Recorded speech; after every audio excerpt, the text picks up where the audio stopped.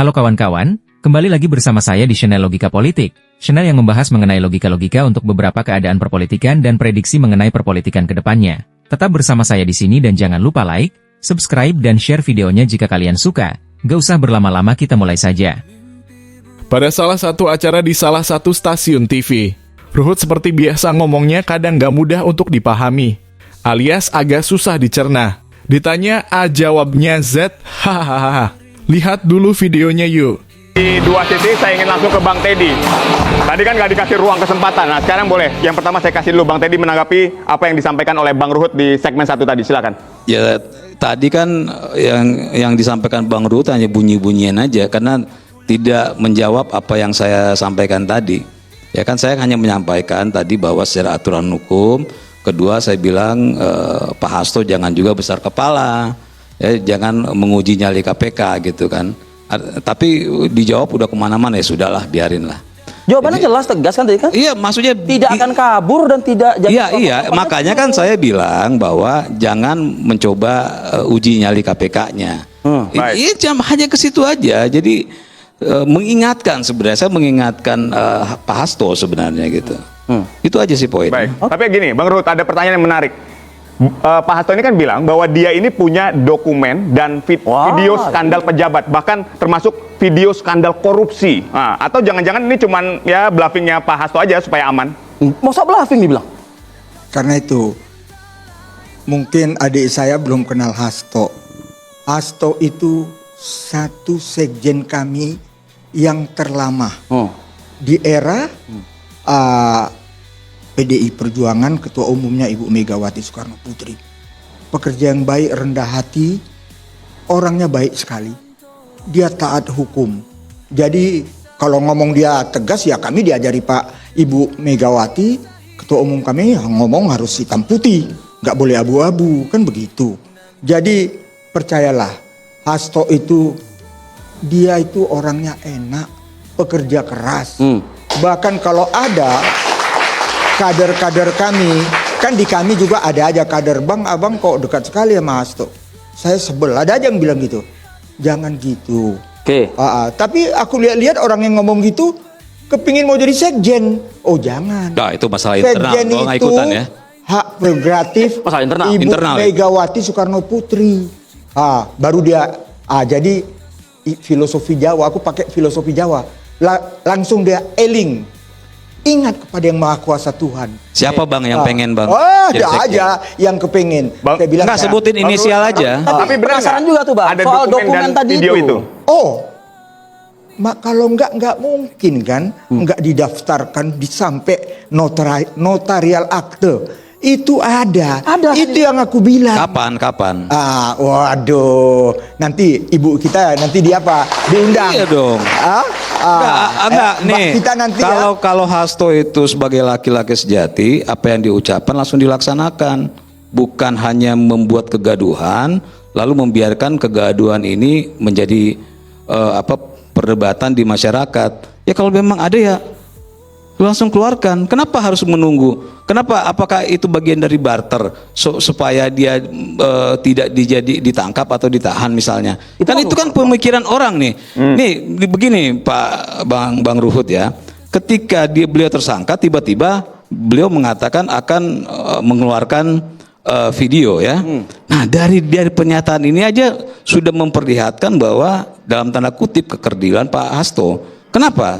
Semua yang Pak Hasto sampaikan selama ini bahwa kita harus menaati hukum dan bla bla bla bla itu hilang ketika dia menyimpan video itu. Artinya kan apa? Artinya ini orang akan berpikir ini kebiasaan dia nih, ya. Kalau waktu berkuasa kalau ada apa-apa gue buka nih, diancam dengan itu. Ini kan pikiran orang nih akhirnya begitu. Kedua, ini akan jadi masalah baru. Kenapa? Kok udah tahu itu ada video kejahatan kok disimpan gitu, ya?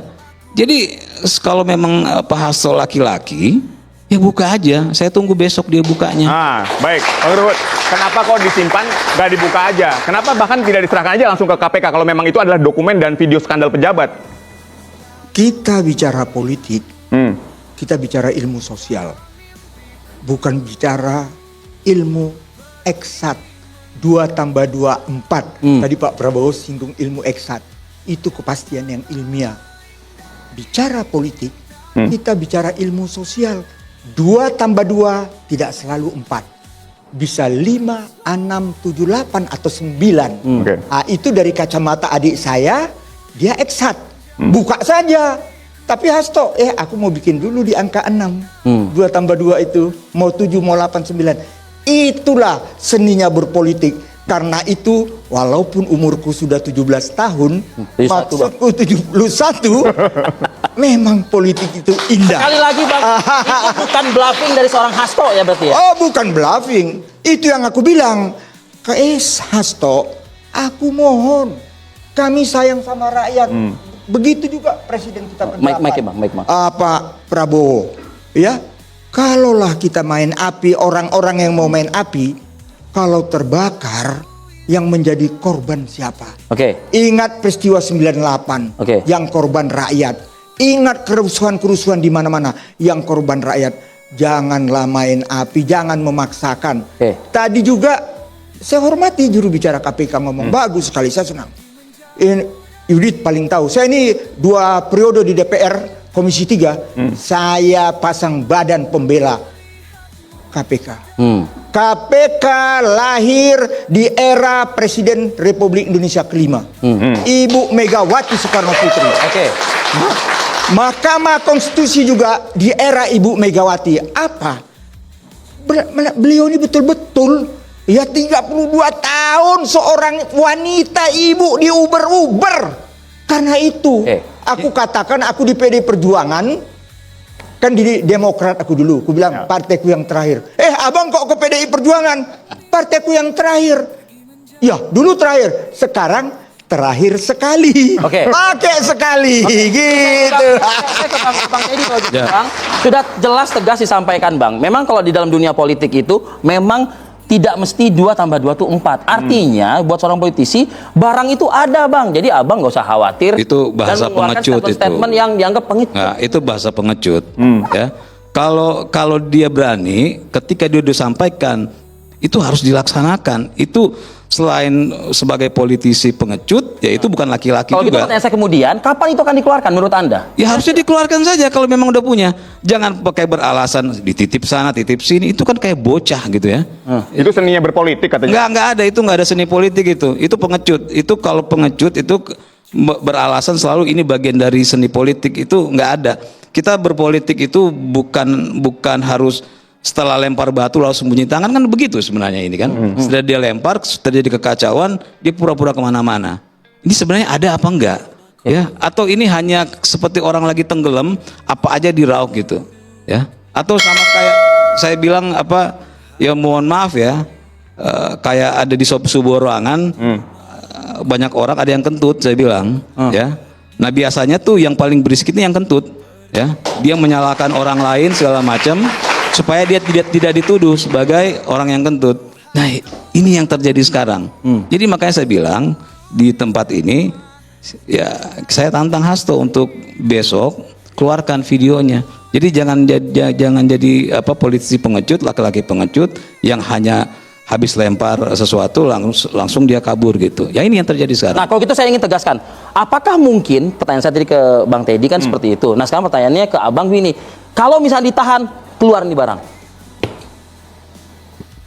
Tegas aku katakan, keluar. Tapi kami sayang rakyat. Itu aja aku Oke, katakan. jelas. Dan aku ingin mengingatkan, ya, itulah kenegarawanan Presiden Republik Indonesia. Nggak ada urusan. Ibu Mega Soekarno Putri. Kenapa? Kok dipecat setelah tidak presiden? Ibu Megawati sangat menghormati lembaga kepresidenan.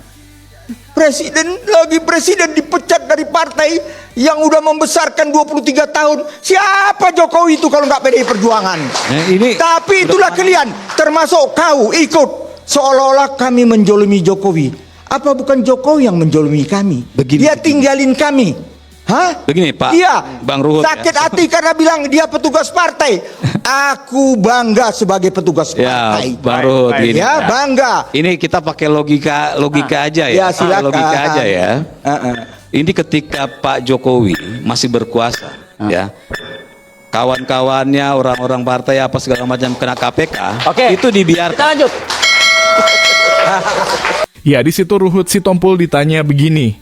Pak Hasto kan bilang bahwa dia punya dokumen dan video skandal pejabat. Bahkan video skandal korupsi. Atau jangan-jangan ini cuman bluffingnya Pak Hasto aja. Supaya aman? Pertanyaannya kayaknya udah jelas banget deh. Tapi dengar jawaban dari si Poltak ini malah jadi makin bingung sayanya. Haha, jawabnya malah muji-muji Hasto. Hasto itu orang baik, pekerja yang baik, rendah hati. Orangnya baik sekali, dia taat hukum. Oke, kita mulai ke pembahasan. Pertama ditanya apa jawabnya apa. Tinggal jawab ya Pak Hasto pegang dokumen dan video skandal pejabat. Dan bukan bluffing tentunya.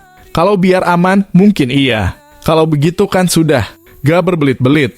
Malah jawabannya Hasto pekerja yang baik. Ya Pak Hasto memang seorang pekerja keras. Buktinya dia gak gampang menyerah dengan apa yang sedang menimpanya. Rendah hati. Ya mungkin juga orangnya rendah hati. Taat hukum. Ya mungkin saking taatnya sampai jadi tersangka ya Bang Poltak. Hahaha. Logika sederhananya begini. Hasto memang orang baik sekali. Dan saking baiknya penjahat pun dibantu sama dia. Hastonya sih baik, tapi ngebantu penjahatnya yang gak baik. Ya jadinya juga Hasto jadi gak baik juga dong. Atau mungkin memang saking baiknya sampai berani melakukan kesalahan yang menjadikan dia jadi tersangka ya. Jadi ingat pemirsa, orang baik juga bisa menjadi tersangka loh ya. Logika selanjutnya adalah dia adalah orang yang taat hukum. Kalimat ini yang sering kali didengar dari kalangan PDIP. Kalau memang taat hukum harusnya gak jadi tersangka dong. Itu bukti dia melanggar hukum dan tidak mentaati hukum. Kadang memang aneh, orang yang sudah jelas-jelas menjadi tersangka dan melanggar hukum lagi dan lagi. Kita dengar dari beberapa penggede PDIP mengatakan bahwa Hasto orang yang taat hukum. Taat hukum kok jadi tersangka? Malah saya jadi bertanya-tanya, hukum dari mana dan dari siapa yang dia taati? Hehe, yang unik lagi tanggapan Bang Teddy. Benar-benar menohok dan menancap di hati. Dia bilangnya begini kira-kira, kalau Hasto sebagai laki-laki sejati, apa yang dikatakan langsung dilakukan? Kakak-kakak, apakah Teddy sedang menganggap atau sedang ragu dengan kejantanan Pak Hasto ya? Atau sedang menganggap kalau Hasto itu bukan laki-laki sejati ya? Alias laki-laki jadi-jadian? Wah kakak-kakak. Dan Bang Ruhut juga sangat yakin betul bahwa dokumen yang dititipkan ke Connie dan Andi Wijayanto adalah dokumen dan video yang benar-benar penting. Nah ini juga malah jadi salah kaprah Hastonya. Kenapa? Ya karena kalau dokumen itu adalah dokumen kejahatan beberapa oknum, ya malah Hasto menjadi orang yang menyembunyikan kejahatan. Ini juga menyalahi aturan dong, dan gak taat aturan lagi akhirnya. Sudahlah, saya harapkan orang-orang PDIP jangan lagi menyanjung Hasto sebagai orang yang taat hukum, karena dia sudah menjadi tersangka, dan ini menjadi bukti kalau dia gak taat hukum. Terus pas ditanya kenapa gak langsung saja dikeluarkan, apa itu akan menjadi barter agar gak ditahan atau ditangkap? Lagi dan lagi Bang Poltak jawabannya juga agak membingungkan. Jawabannya begini, kita bicara politik, kita bicara ilmu sosial, bukan bicara ilmu eksat. 2 ditambah 2 sama dengan 4. Kita bicara politik, 2 tambah 2 bisa sama dengan 6. Dan Hasto aku bikin dulu 2 tambah 2 sama dengan 6. Aduh Bang Poltak, apakah bisa saya katakan kalau Hasto juga sedang mempolitisasi hukum, malah kelihatannya mempermainkan hukum dong kalau begitu? Kok bisa begitu? Ya karena udah jelas-jelas dokumennya sudah dipegang. Lalu disimpan dulu biar 2 tambah 2 sama dengan 6. Dengan kata lain, biar ada kejadian lain dulu dan nanti nunggu momen yang tepat akan gua keluarin kalau sudah bisa mengatakan bahwa 2 tambah 2 sama dengan 6. Begitu. Tapi jangan sampai sebelum bisa mengeluarkan dokumen itu, malah Hasto kena kasus lagi, penggelapan dokumen kejahatan Pak, malah 2 tambah 2 jadinya sama dengan 0 alias zong, hahaha. Terus Bang Poltak juga bilang, oh bukan bluffing. Aku mohon. Kami sayang sama rakyat. Begitu juga presiden kita, Pak Prabowo. Kalau kita mau main api, kalau orang-orang yang main api, kalau terbakar, yang menjadi korban siapa? Ingat peristiwa 98 yang korban rakyat, ingat kerusuhan di mana-mana, yang korban rakyat, janganlah main api, janganlah memaksakan. Mantap Bang Poltak, jangan main api yang Bang. Dengan bilang ingat peristiwa 98 yang korban rakyat, apa itu juga sedang menyulut kompor mati biar nyala Bang? Hahaha, wah kadang memang pendapat politikus itu kalau diikuti menarik ya pemirsa. Dia pesan, janganlah main api. Tapi Bang Poltak ini berkata begitu juga dengan presiden kita Pak Prabowo. Kalau kita mau main api, terus dilanjutkan dengan ingat peristiwa 98. Apa bahasa ini memang sedang mengkritik Pak Prabowo kah juga? Hanya Tuhan dan Bang Poltak yang tahu. Lanjut, beliau ini betul-betul 32 tahun seorang wanita di Uber-Uber. Siapa yang nguber-Uber, Bang? Di Uber-Uber siapa, Bang? Terus lari-larian gak, Bang? Ngumpet-ngumpet juga, Bang? Hahaha, kadang bingungin memang omongannya Bang Poltak ini. Nah, jawaban Bang Teddy juga lagi-lagi menohok dan menusuk ke jiwa Wadeg. Dia bilang gini, itu bahasa pengecut itu. Kalau dia berani, kalau dia udah sampaikan, itu harus dilaksanakan. Itu selain sebagai politisi pengecut, yaitu bukan laki-laki juga. Ya harusnya dikeluarkan saja kalau emang udah punya. Jangan pakai beralasan dititip sana dititip sini kayak bocah gitu ya. Gak ada itu seni berpolitik itu. Kakak-kakak, saya harus ketawa dengar statement ini. Hasto dibilang pengecut, dibilang bukan laki-laki juga, dan dibilang kayak bocah. Kakak-kakak, waduh, PDIP bisa marah ini kalau dengar ini. Kalau memang PDIP benar-benar sayang sama Pak Hasto, bisa dicari ini Bang Teddy terus disamperin dan dibilang gini, "Hey lu bilang Hasto pengecut. Hasto bukan laki-laki, Hasto kayak bocah. Lu tahu nggak? Hasto tuh laki-laki, dia punya istri, dan dia bukan bocah, dia udah punya anak. Lu tahu nggak seh, begitu kira-kira ya. Gak usah dibikin sepaneng lah masalah-masalah yang datang bertubi-tubi ini. Mikirin utang aja gak kelar-kelar. Gak usah dibikin pusing mikirin politik yang terjadi ya pemirsa. Dibikin humor aja biar bisa ketawa-ketawa. Oke pemirsa. Segitu dulu video saya kali ini. Mudah-mudahan bisa membuat kita semua semakin bisa berpikir, mana yang harus kita pilih dan mana yang harus kita tinggalkan. Jangan sampai asal-asalan ya. Semangat cerdas! Kembali lagi saya ingatkan, like, subscribe, share dan kirim komentar kalian. Terima kasih.